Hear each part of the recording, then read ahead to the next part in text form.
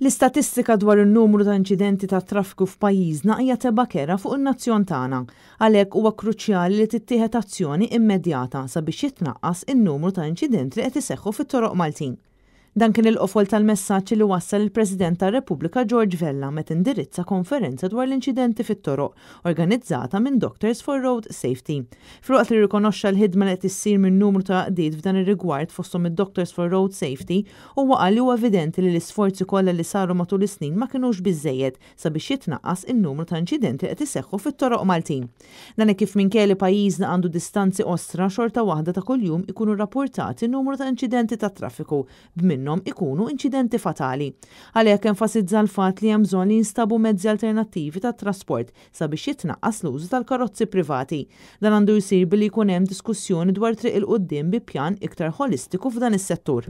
Il-President ta' Malta tkellem ukoll dwar l-importanza li wieħed ikun responsabbli fis-sewqan dan fid-dawl tat-tibdil kulturali fost oħrajn fl-użu tal-mobile phones. Għalhekk huwa essenzjali jinbidlu ċerti drawwiet fis-sewqan.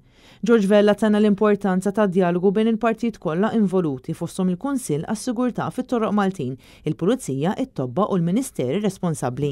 Fil-messaġġ tiegħu iċ-Chairman Eżekuttiv tal-Kunsill għas-Sigurtà fit-Toroq Maltin Pierre Vella kompla ma' dak li qal il-President ta' Malta fejn enfasizza l-ħtieġa li tittieħed azzjoni immedjata e kif tfadal ħafna ħidma x'issir f'dan ir-rigward.